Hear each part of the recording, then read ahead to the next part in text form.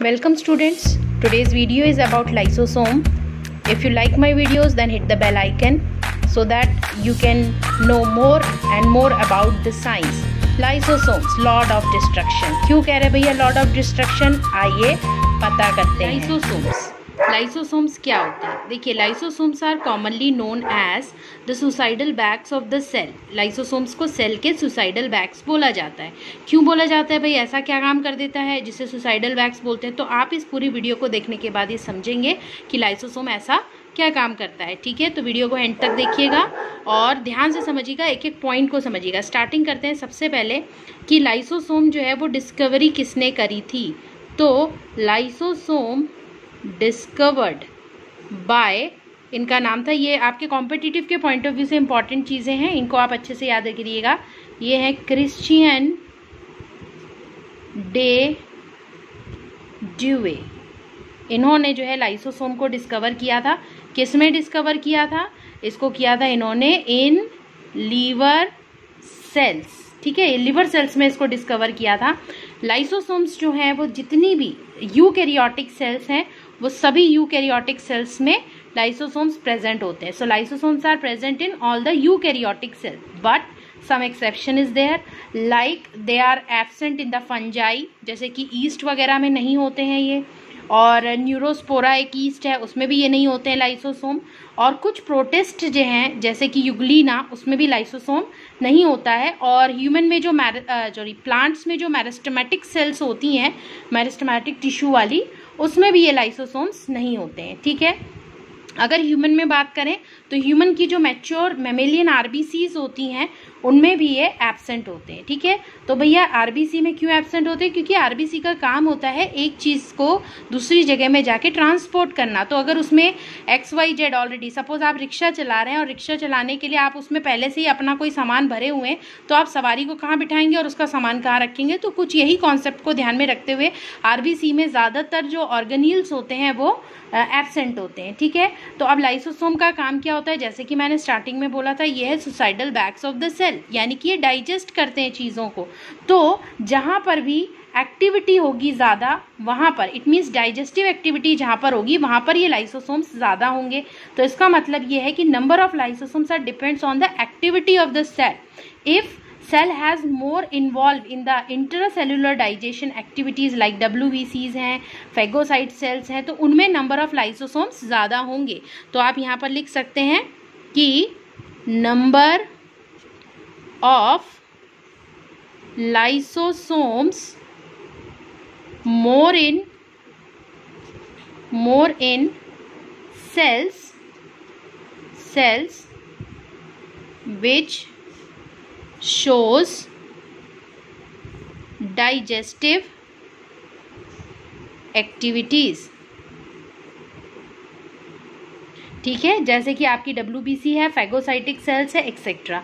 Lysosome का अगर shape हम बोले तो जनरली इसका शेप स्फेरिकल होता है, बिल्कुल राउंड राउंड टाइप का, और इसमें कोई खास चीज़ नहीं होता है। तो ये जो इसका राउंड स्ट्रक्चर है, एक गोल होता है सिंपल सा, और इस सिंपल से एक गोले में क्या होता है, इसका एक तो आउटर कवर होता है, इसकी वॉल जिसे हम कह सकते हैं बाहर वाला, और इसके अंदर जो है वो मैट्रिक्स होता है। इसके अंदर ये लिक्विड करके कुछ भरा होता है जिसे हम बोलते हैं मैट्रिक्स, और बाहर की तरफ क्या होता है, इसका आउटर वॉल। बस इतना ही इसका स्ट्रक्चर होता है। और इसके अंदर जो इसका मैट्रिक्स है, इसमें क्या होता है? इसमें होता है हाइड्रोलिटिक एंजाइम्स, जिसका काम क्या है? डाइजेशन करना है। अब लाइसोसोम जो है वो कितने टाइप का होता है? लाइसोसोम एक ऐसा ऑर्गेनील है जो कि एक चीज़ शो करता है जिसको हम बोलते हैं पॉलीमॉर्फिज्म। पॉलीमॉर्फिज्म का मीन्स होता है अकरेंस इन मोर देन वन फॉर्म। ठीक है, एक से ज़्यादा फॉर्म में पाया जाना, उसे पॉलीमॉर्फिज्म बोलते हैं। और ये लाइसोसोम पॉलीमॉर्फिज्म शो करता है। कैसे शो करता है भाई? देखिए, पॉलीमॉर्फिज्म शो करने के लिए ये 4 टाइप का होता है। पहला टाइप जो है वो होता है आपका primary lysosome. Primary lysosome, primary lysosome में क्या होता है कि भैया इनिशियल बन रहा है ना, ये स्टार्टिंग का है, तो इसके अंदर जो है इनएक्टिव डाइजेस्टिव एंजाइम्स होंगे। It means it have inactive hydrolytic enzymes. So what is primary lysosome? You can write in your copy. So primary lysosomes are the lysosomes in which there is a inactivated hydrolytic enzymes are present. Now second one is, after primary lysosome, it is the secondary lysosome. Secondary lysosome. What is secondary lysosome? It has activated hydrolytic enzymes. Means primary have the inactive hydrolytic enzymes and secondary lysosomes have the activated hydrolytic enzymes. Now third category is, after secondary it is tertiary.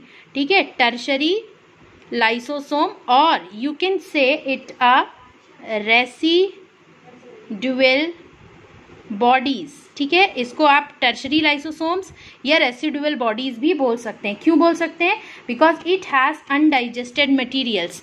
देखिए होता क्या है, suppose कि कोई चीज़ अंदर आ गई है, cell के अंदर कोई चीज़ आई है, सपोज कोई पैथोजन, ये सेल थी ना, ये वॉल थी सेल की, इससे अंदर की तरफ आया. ठीक है, अंदर आते ही उसको क्या किया, उसको लाइसोसोम ने कवर अप कर लिया. तो ये जो स्ट्रक्चर बन गया एक्चुअल में था तो ये लाइसोसोम ही, लेकिन इसके अंदर क्या है, इसके अंदर वो पार्टिकल है जो अभी डाइजेस्ट नहीं हुआ है, तो इसको बोला जाता है टर्शरी लाइसोसोम, या फिर हम इसे रेसिड्यूअल बॉडी भी बोलते हैं. फोर्थ कैटेगरी जो है, फोर्थ कैटेगरी में आता है आपका ऑटोफैगोसोम्स. ऑटोफैगोसोम्स या ऑटोलाइसोसोम्स भी बोलते हैं. ऑटो मीन्स क्या होता है? ऑटो मीन्स होता है सेल्फ, अपने आप को. तो अपने आप को या खुद का अपना. तो अगर एक सेल है भाई, सेल में बहुत सारे लाइसोसोम्स होते हैं. सपोज उस सेल के अंदर का कोई ऑर्गेनिल डैमेज हो गया, सपोज उसका माइटोकॉन्ड्रिया खराब हो गया है ना, या फिर वो अब फंक्शन नहीं कर पा रहा है, या उसका कोई भी ऑर्गेनिल जो है वो अब काम नहीं कर रहा है, तो भाई उसको वहाँ से हटाना है. तो हटाना क्या है, उसको डाइजेस्ट करना है. तो ऑटोफैगोसोम्स क्या करते हैं? It helps in the digestion of the organelle which is present inside the cell. तो सेल के अंदर जो ऑर्गेनिल हैं उनको डाइजेस्ट करने का काम आपका ऑटोफैगोसोम्स का होता है. तो ये चार तरीके के आपके लाइसोसोम्स होते हैं जो कि सेल में आते हैं. आगे मैं इसको एक वीडियो एनिमेशन के थ्रू भी आपको समझाने की कोशिश करूंगी, उसे आप देखिएगा ध्यान से. और अभी हमने क्या पढ़ लिया कि ये चार तरीके के लाइसोसोम है, और हमने ये पढ़ा कि इन्हें सुसाइडल बैग्स कहा जाता है. अब आप देखिए इसके फंक्शन क्या है. तो फंक्शन इसका जो है फंक्शन, तो इसके फंक्शन क्या होते हैं? फंक्शन नंबर 1 इसका है ऑटोफेगी. ऑटोफेगी में क्या करता है, ये रिजर्व फूड जो है उसको डाइजेस्ट करता है. अब रिजर्व फूड आपका कुछ भी हो सकता है, ठीक है, तो रिजर्व फूड को डाइजेस्ट करता है. तो यानी पहला काम इसका क्या है? ऑटोफेगी. ऑटोफेगी, ठीक है. और दूसरा काम इसका क्या है? दूसरा काम है इसका ऑटोलाइसिस.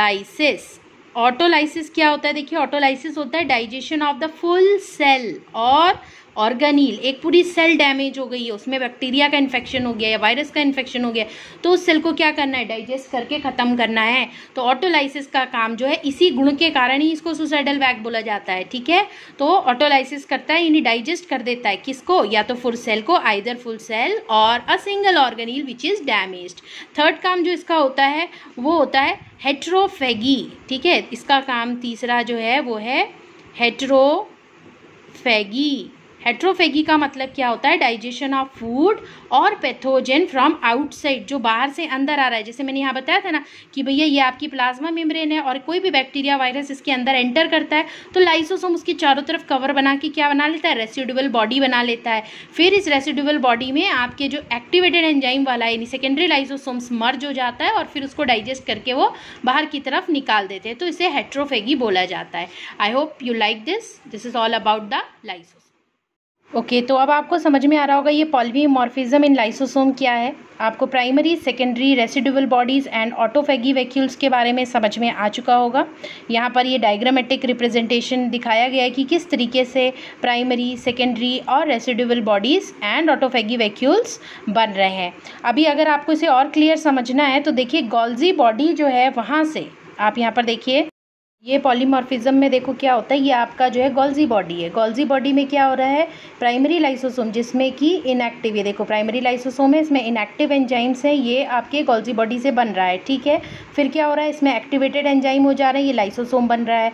सपोज समझ लीजिए कि ओल्ड माइटोकॉन्ड्रिया ये जो है इसका काम करना बंद हो गया है, इसका कोई यूज़ नहीं है, इसे डैमेज करना है, ख़त्म करना है, डाइजेस्ट करना है. तो ये देखो लाइसोसोम्स इससे मिल गया और ये डैमेज हो गया, इसको डाइजेस्ट कर लिया गया. अभी क्या होता है? इसका सारा जो है बाहर निकल रहा है और साथ में क्या हो रहा है, देखो ऊपर से भी एक काम हो रही है, ऑटोफेगी वैक्यूल बन गया है। ऑटोफेगी वैक्यूल माने इसमें सब कुछ डाइजेस्ट हो चुका है। क्या डाइजेस्ट हुआ है, यहाँ माइटोकॉन्ड्रिया। ऊपर देखिए डाइजेस्टिव वैक्यूल बन गई है, एंडोसाइटोसिस से बाहर से कोई मैटर आया, पैथोजन आया तो उसने डाइजेस्टिव वैक्यूल बना लिया। अब क्या बचा, अब ये रेसिडुअल बॉडी बन गया और ये रेसिडुअल बॉडी एक्सोसाइटोसिस से सेल के बाहर आ जाता है। तो ये क्या था, ये था आपका लाइसोसोम में पॉलीमॉर्फिज्म। अब शायद मुझे लग रहा है कि आप लोग को समझ में आ गया होगा। अगर आपको कोई चीज़ पूछना है तो आप कमेंट सेक्शन में लिख सकते हैं। Thank you for watching.